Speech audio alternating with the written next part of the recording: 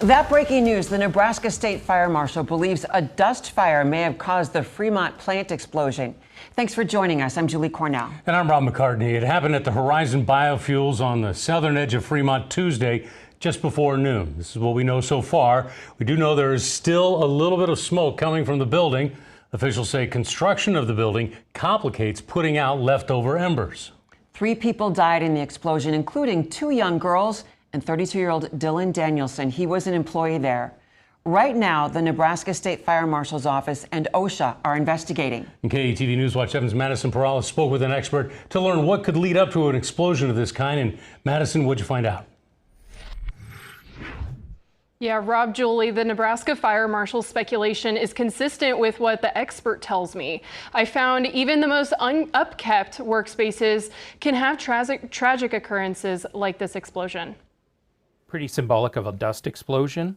The Nebraska State Fire Marshal's office says dust may have contributed to this explosion at Horizon Biofuels in Fremont. It produced animal bedding and fuel or wood pellets. Used for home heating mainly. Associate Professor Aaron Yoder at UNMC and UNL says a plant like this one takes scrap wood, grinds it up, and compacts the small pieces into pellets. That presence of dust is most likely what led to that. He says there are 5 parts to this type of explosion: dust dispersion, a confined space, fuel, oxygen, and ignition. He says the 5th one could have come from Horizon Biofuels equipment. If a piece of metal got in that, it could create a spark.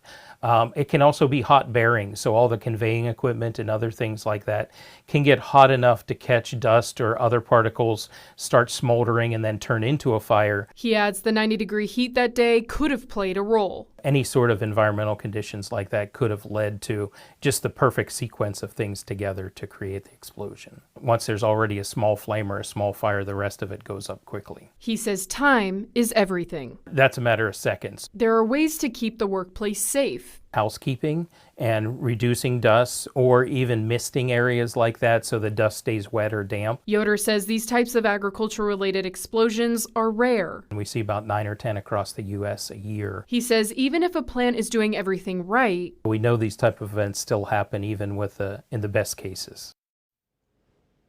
Yoder says the best preventative maintenance is knowing all the regulations, policies, and best practices, but emphasizes there could be a myriad of reasons for why this particular explosion happened. Back to you. All right, Madison, thanks for the update.